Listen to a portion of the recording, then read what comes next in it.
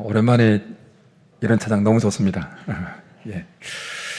자기 자신을 누구라고 하느냐, 어떻게 생각하느냐인 자기 정체성 많이 들어보셨을 거예요. 자기 정체성은 그 개인이 가지고 있는 정체성에 따라서 참 많은 영향을 그 삶에 미치게 되어집니다. 우리가 코끼리에 대한 이야기를 들어서 잘 알고 있습니다.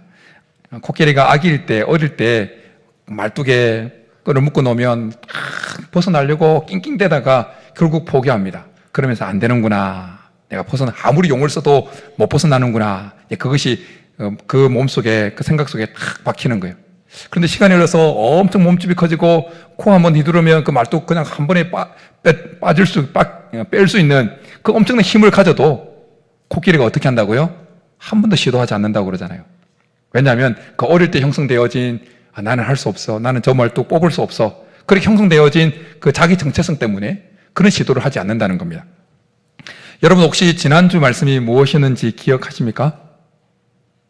제가 너무 무리한 걸 요구하셨나요? 부족한 것이 은혜다라고 말씀했습니다. 우리가 하나님 앞에서 한계를 가진 존재요, 부족한 존재라는 것을 알고 하나님 앞에 긍휼과 은혜를 구하는 소떡 세우는 사연과 같은 시간을 보내야 된다, 이런 말씀을 드렸습니다. 우리는 우리 자신에 대해서 균형 잡힌 시각, 균형 잡힌 정체성을 가지고 있는 것이 필요합니다. 한편으로는 우리는 부족한 존재고 연약한 존재다라는 그 의식을 가지고 있어야 되고, 또 한편으로는 우리가 얼마나 가치 있는 존재인지에 대한 그 의식, 자기 정체성을 가지고 있어야 된다는 것입니다. 세상을 향해서는, 우리가 하나님 앞에서는 우리가 참으로 연약한 자고 부족한 존재라는 그 의식은 하나님께 긍휼과 은혜를 구하게 만듭니다. 그런가 하면 세상을 향해서는 우리가 얼마나 가치 있는 존재라는 사실을 가지고 있어야 됩니다. 그리고 세상을 향해서 가지고 있는 우리가 얼마나 가치 있는 존재라는 그 의식은 세상 앞에 우리를 더욱 당당하게 만든다라는 것입니다. 지난주의 말씀은 우리가 가지고 있어야 되는 그 균형 잡힌 우리 자신에 대한 시각 가운데 우리가 참으로 부족한 존재라고 하는 이 의식에 대한 말씀을 나누었다면, 오늘 말씀은 세상을 향해서 우리가 가지고 해야 되는 그 의식, 우리가 얼마나 가치 있는 존재인지에 대한 말씀을 함께 나누고자 합니다. 오늘 함께 말씀을 통해서 우리가 그리스도 안에서 얼마나 가치 있는 존재인지를 한 번 더 확증받고 이번 주 세상을 향해서 당당하게 담대하게 나아갈 수 있는 은혜가 우리 가운데 있기를 간절히 축복합니다. 하나님은 애굽에서 노예 생활하고 있는 이스라엘들을 출애굽시키기를 원하셨습니다. 그래서 모세를 부르십니다. 그리고 그의 동력자로 형 아론을 붙여줍니다. 하나님께서 모세를 부르시면서 모세에게 이렇게 말씀해 줍니다. 바로가 너희의 말을 듣지 아니할 터인즉 내가 내 손을 애굽에 뻗쳐 여러 심판을 내리고 내 군대 내 백성 이스라엘 자손을 그 땅에서 인도하여 내일지라. 애굽에 살고 있는 이스라엘 백성들의 신분은 노예였습니다.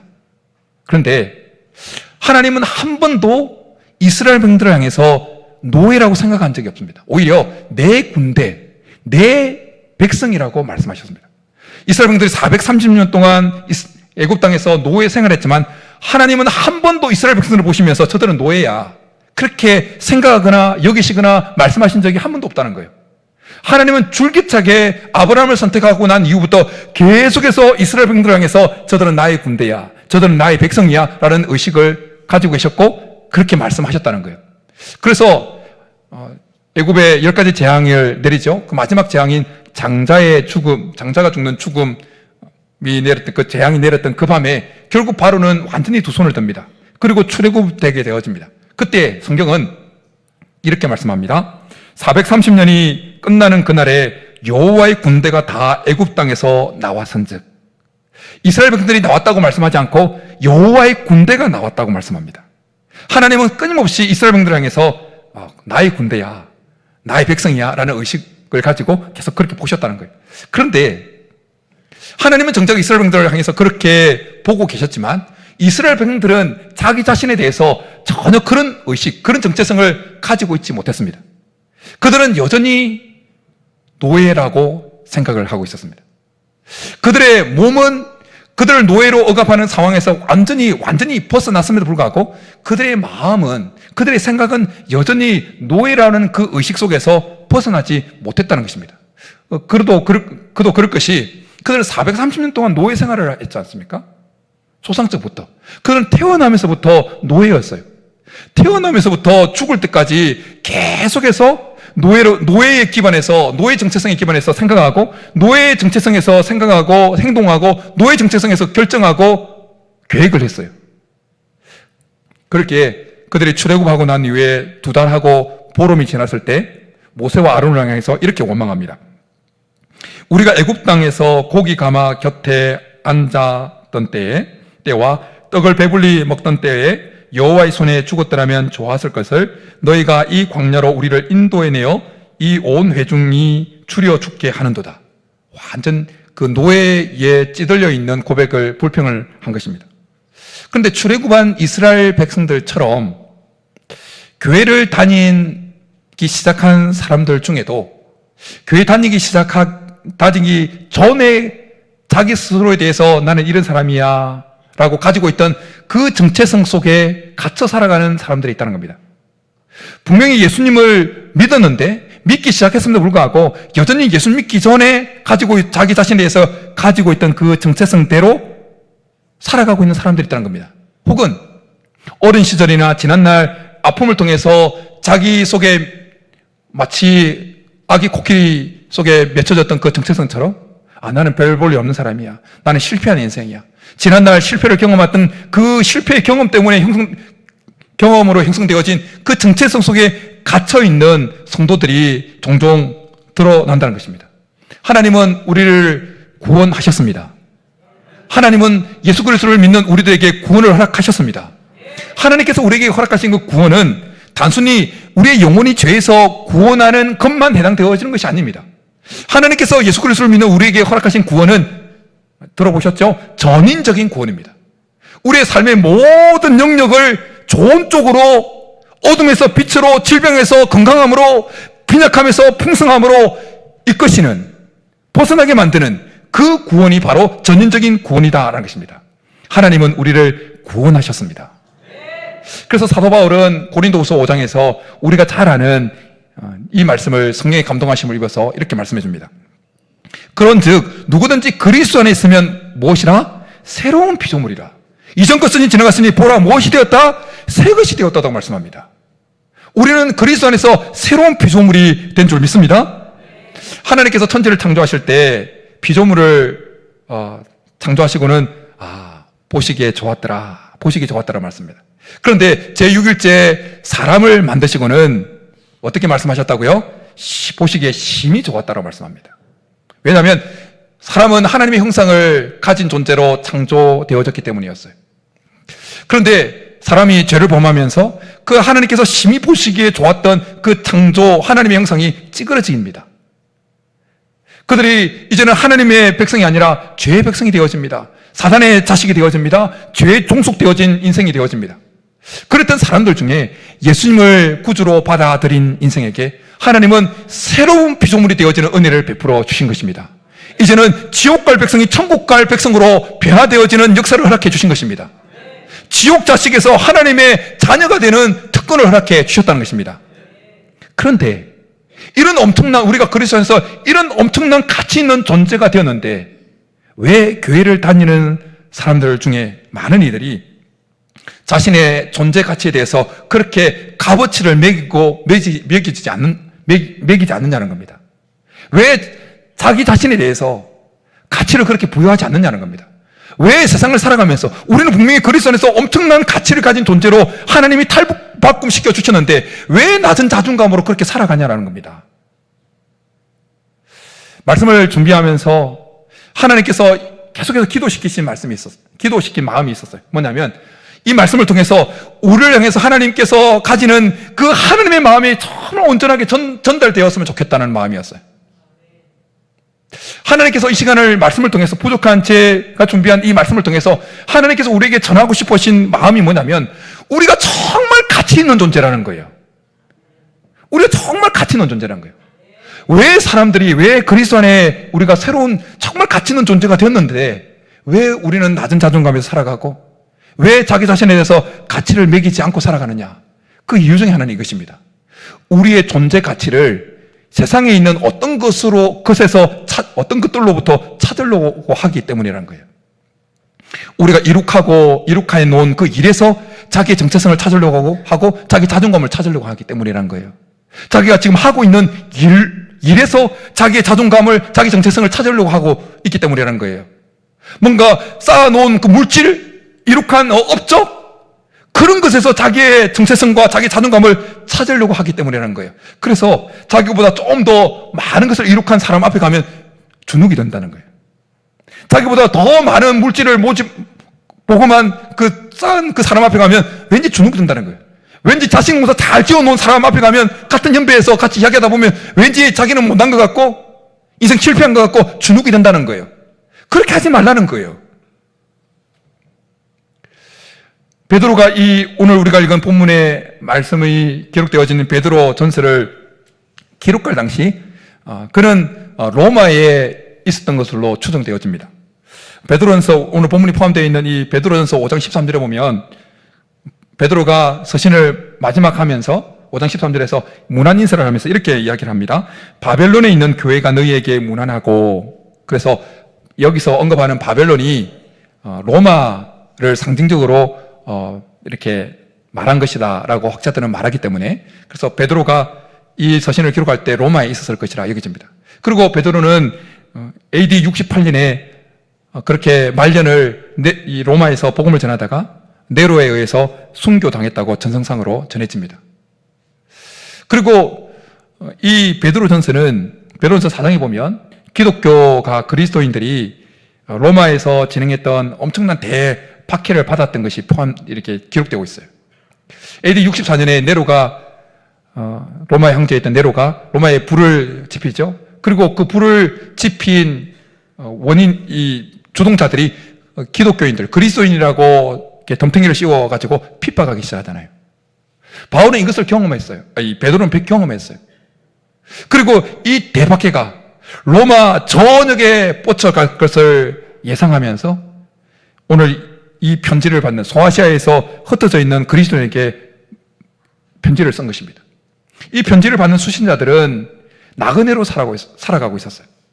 그들이 그리스도인인 것을 밝히 드러낼 수 없었기 때문에 그들의 신앙을 지키기 위해서 때로는 손해를 봐야 됐고 경제적으로 타격을 입어야 했습니다.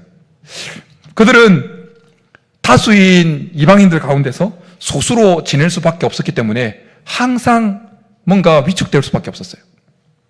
그런가 하면 그들이 거룩하게 구별되어진 삶을 살아가는 것 자체가 방탕하고 제약된 가운데 살아가는 사람들 속에 뭔가 미움을 받는 빌미를 제공했습니다.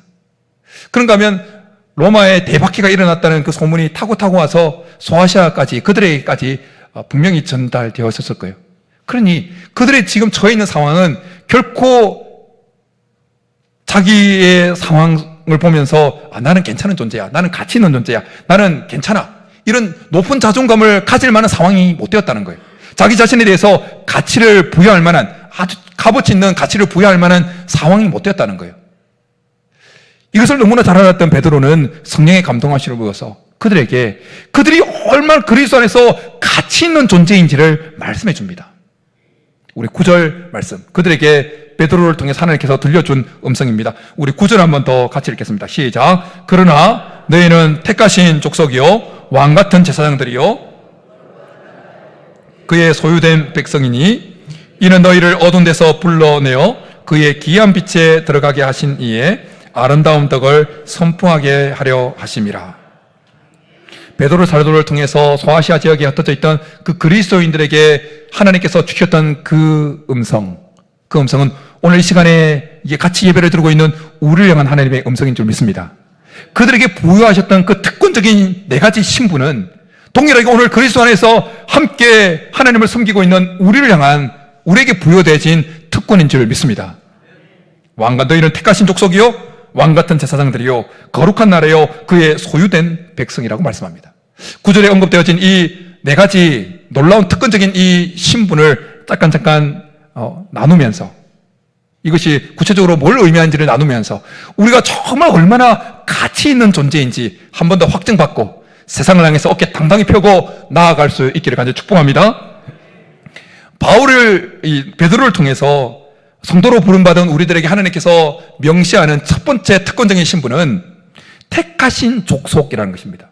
족속이라는 것은 가문, 혈통이라는 의미예요. 하나님께서 아브라함을 택하셔서 하나님의 가문에 포함되어진 하나님의 혈통에 포함시켰습니다. 그리고 이제는 그리스도를 받아들인 우리들을 하나님의 가문 안에 하나님의 혈통 속에 속한 사람이 되게 하셨다는 것입니다. 지금은 가문, 집안을 따지는 경우가 거의 없죠. 근데 조금만 우리나라 역사를 거슬러 올라가면 조선시대만 올라가도 어떻습니까? 그 가문이 어떤지 엄청 따졌습니다.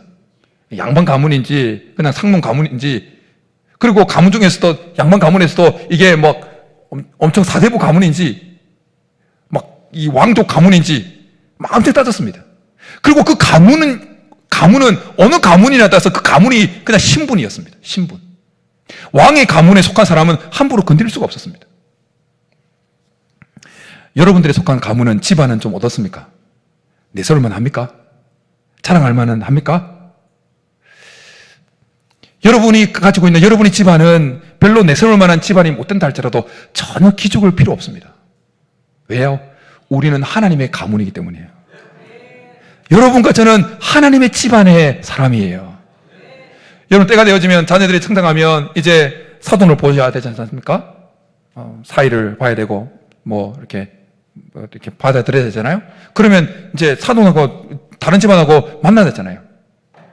그러면 가문을 안 본다고 그러지만 그래도 결혼을 시킬 때 때로는 이렇게 딸, 아들 이렇게 만나는 상대 집안을 잠깐 살핍니다. 우리나라는. 물론 자기들끼리 좋아 죽는다고 그러면 어쩔 수 없이 그냥 이렇게 살아라 그렇게 하지만, 그렇지 않고 그래도 정상적으로 가면 그래도 가문이 어떤지, 집안이 어떤지 봅니다. 그랬을 때 여러분의 가문이 내놓을 만한, 여러분의 집안이 내놓을 만한 것이 없다 할지라도 전혀 기죽을 필요 없다는 거예요. 왜요? 가문 중에 가문이면 어느 가문입니까? 하나님의 가문이에요. 최고의 가문, 최고의 명문가는 하나님의 가문이에요.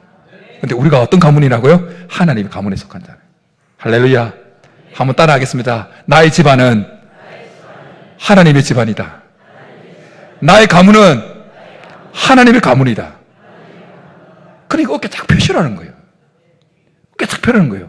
결혼을 앞두고 있는 어떤 만나야 되는 있다. 상대방의 집안이 엄청나다 그래도 쫄지 말라는 거예요. 기죽지 말라는 거예요. 왜? 나는 명문 가문이에요. 그 의식을 가지고 담대하게 나갈 수 있기를 축복합니다. 베드로 사도를 통해서 성도로 부름받은 우리에게 명시적으로 부여하신 하나님의 두 번째 특권은 왕같은 제사장이라는 것입니다. 왕같은 제사장.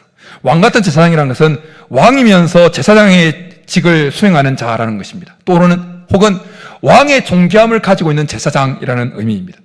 이 왕이면서 제사장인 이 전형적인 모습은, 이 존귀한 모습은 예수 그리스도에게 해당되어지는 것이죠. 그리고 구약의 멜기세덱이라고 하는 인물에 부여되어졌던 존귀한 모습입니다.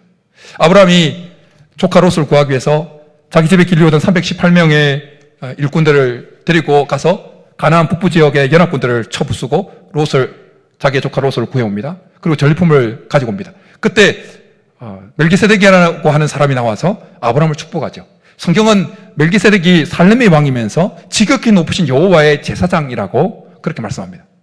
멜기세덱에게 부여되었던 그 존귀한 모습, 예수 그리스도에게 부여되었던 그 왕이면서 동시에 제사장인 그 존귀한 모습이, 존귀한 직분이, 영예가 이제는 그리스도 안에서 성도된 우리에게 주어졌다라는 것입니다. 그래서 우리는 성삼위 하나님, 성부 하나님, 성자 예수님, 성령 하나님 외에 이 세상에 존재하는 어떤 존재에게도 종속되지 않는 영적 지위를 부여받은 자들인 것입니다. 이건 너무나 중요합니다. 우리는 성삼위 하나님 외에 이 땅에 존재하는 어떤 존재에게도, 어느 누구에도 종속되지 않는 영적 지위를 부여받은 자들이라는 것입니다. 이것이 왕같은 제사장이 가지고 있는 영적 지위예요. 여러분과 저가 바로 그런 존재라는 거예요. 근데 여러분, 세상은 다른 사람보다 좀 많이 가진 것으로 가지지 못한 사람을 자기 아래에 종속시키려고 합니다. 사탄마귀는 우리가 가지지 못한 어떤 대단한 것을 가지고 있는 그 사람 앞에 딱 서게 되어지면 그것 앞에 주눅들도록 만듭니다. 그렇게 하지 말라는 거예요. 왜요? 우리는 왕같은 제사장이기 때문이라는 거예요. 우리는 성삼위 하나님을 제외한 이 세상 어떤 존재에게도 종속되지 않는 영적 지위를 부여받은 자들이라는 것이에요. 이전에 야곱이 그의 아들 요셉의 인도함을 받아서 애굽의 바로 앞에 첫 번째 이렇게 소개받던 그 본문을 가지고 설교한 적이 있습니다. 여러분 혹시 기억나십니까? 지난주 설교도 생각나는데 너무 무리한 걸 제가 요구했죠? 예. 험악한 세월을, 야곱이 험악한 세월을 살았다고 고백하는 그 본문이 들어있는 그 본문이에요. 야곱이 요셉의 인도함을 받아서 그 130세의 노구의 몸을 이끌고 바로 앞에 딱 나갑니다. 그 당시에 애굽의 바로는 어떻습니까? 세계를 호령하는 자였습니다. 그런데 그 쪼그라든 그 130의 노구의 몸을 이끌고 바로 앞에 선 야곱의 행동, 첫 번째 행동이 무엇이었냐? 바로를 축복합니다. 바로가 좀 당황했어요. 그래서 네 나이가 어떻게 되냐 물어요. 130세야. 험악한 세월을 살았다 그럽니다. 그러고 그렇게 하고 난 다음에 나오면서 또 한 번 더 바로를 축복하고 나옵니다. 얼마나 당당한지요. 오래전에 이 그 본문을 설교하고 묵상하면서 야곱의 그 모습이 너무 부러웠어요. 천하를 호령하는 바로 앞에서 전혀 쫄지 않았고 여호와 하나님의 이름으로 그를 축복하고 당당하게 그 자리를 나오는 야곱의 모습.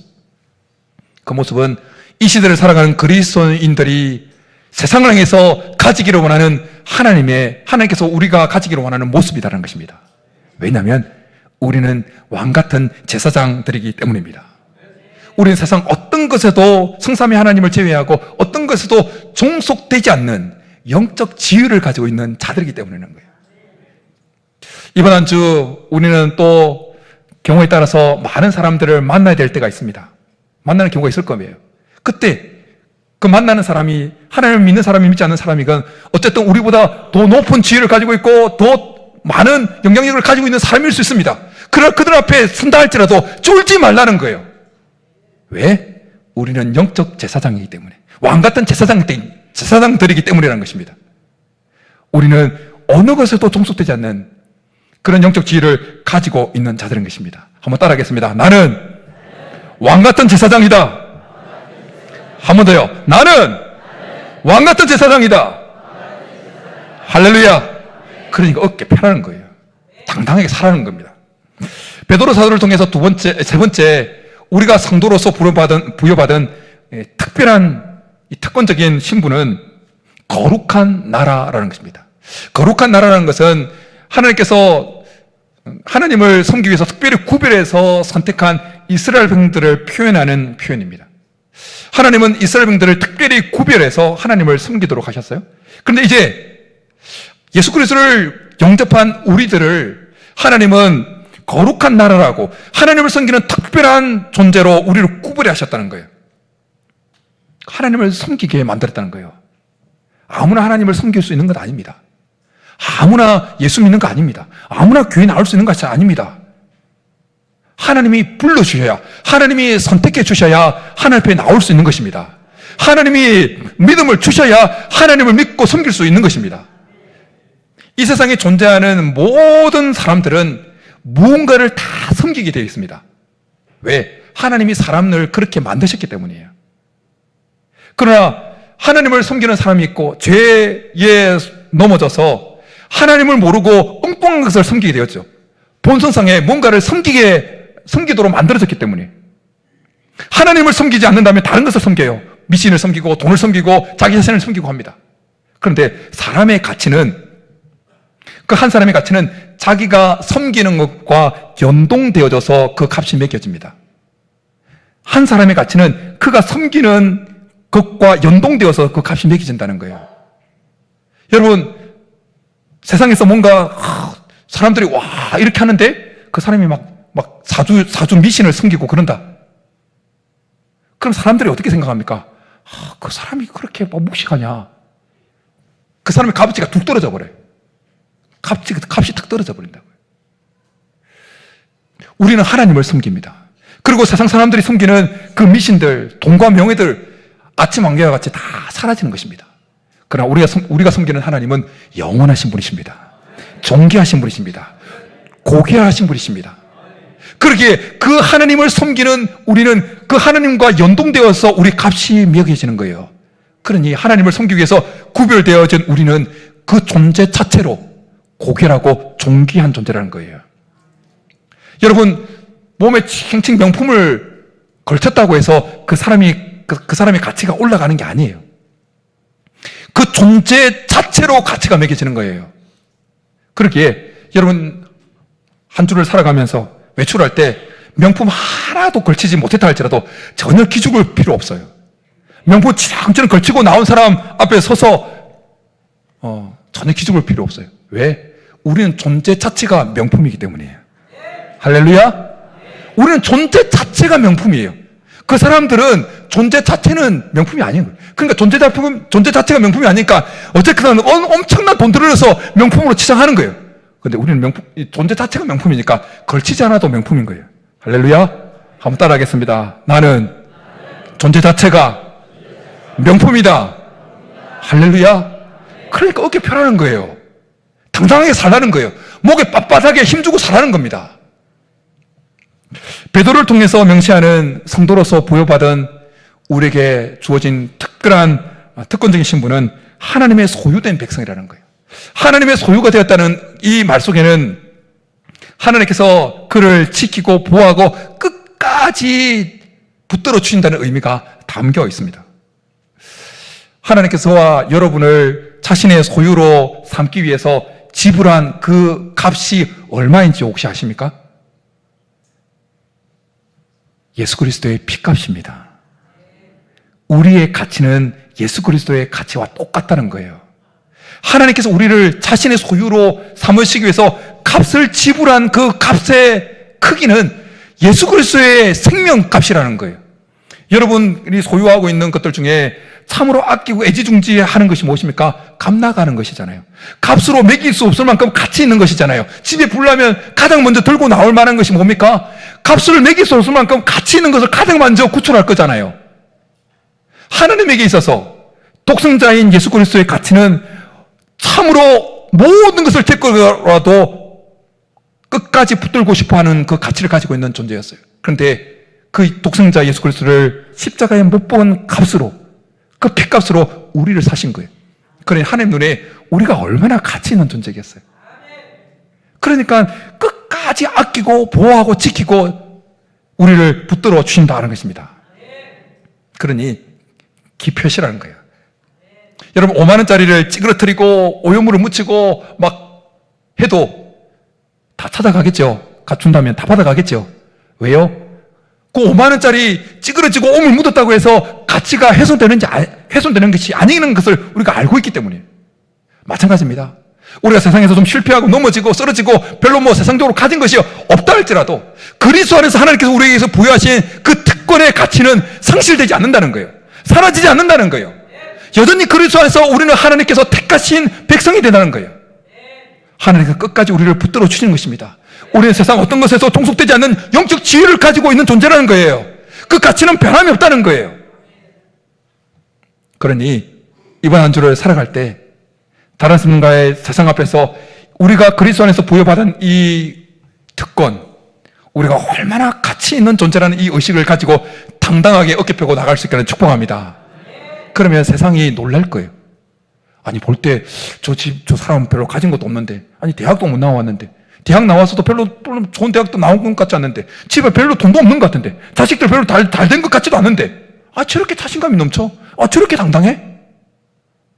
믿지 않는 자들이 우리를 향해서 우리의 당당한 모습을 고개 빳빳이 들고 있는 모습에 캐셔마처를 붙인다고요.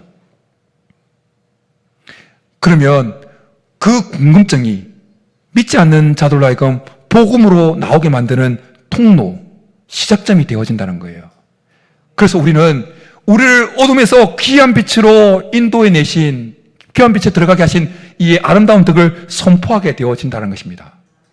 귀한 빛에 들어가게 하셨다는 것은 우리가 거듭나서 영적 생활을 하게 되었다. 다르게 말하면 우리가 그리스도 안에서 이 네 가지 엄청난 영예로운 특권을 부여받은 상태가 되었다라는 의미예요.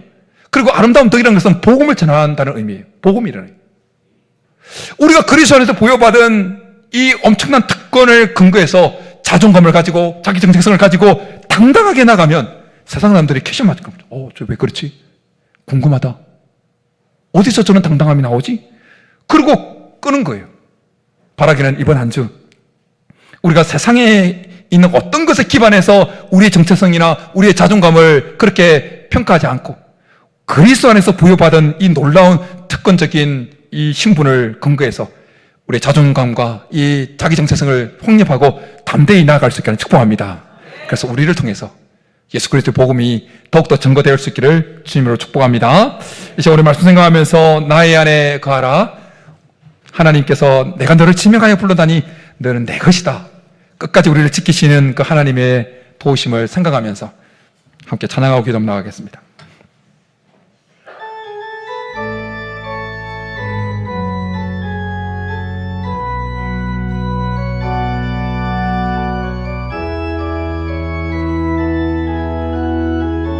나의 안에 거하라.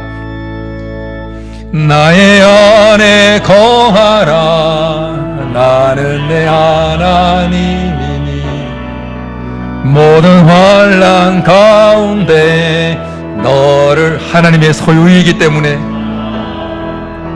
두려워하지 말라. 내가 널 도와주리니 놀라지 말라. 내 손 잡아주리라. 나의 안에 가라. 나의 안에 거하라. 나는 내 하나님이니 모든 환난 가운데 너를 지키는 자라. 두려워하지 말라. 내가 널 도와주리니 놀라지 말라. 내 손 잡아주리라. 내가 너를 지명하여 불렀나니 너는 내 것이라. 내 것이라. 너의 하나님이라. 내가 너를 보배롭고 존귀하게 여기노라. 너를 사랑하는 내여 내가 너를 지명하여 불렀나니 내가 너를 지명하여 불렀나니 너는 내 것이라. 아멘. 내 것이라. 너의 하나님이라. 내가 너를 보배롭고 존귀하게 여기노. 너를 사랑하는 내 여호와라. 이 시간 우리 말씀 생각하면서 같이 기도하며 나가겠습니다. 하나님이 우리를 어떻게 보시는지, 택하신 족속이요 왕같은 제사장들이요 거룩한 나라요 하나님의 소유라고 우리를 보십니다.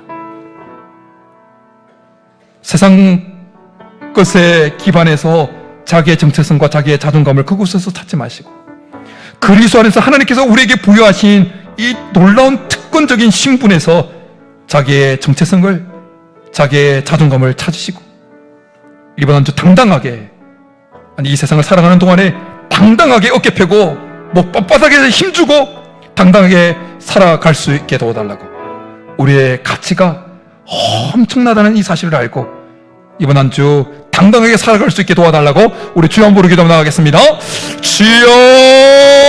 주여! 살아계신 하나님 아버지 감사합니다.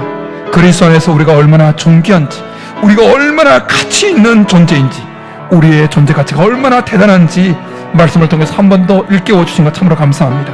하나님, 세상 것에 기반해서 우리의 자존감이나 우리의 정체성을 찾는 것이 아니라 그리스도 안에서 우리에게 부여되어진 그 이 특권적인 신분에 근거해서 우리의 정체성을 찾게 하시고 우리의 자존감을 그곳에 근거해서 찾아서 하나님께서 우리에게 허락하신 놀라운 이 사실을 하나님 붙들고 어깨 펴고 당당하게 목을 뻣뻣하게 세우고 당당하게 이 세상을 향해 나아갈 수 있게 도와주옵소서.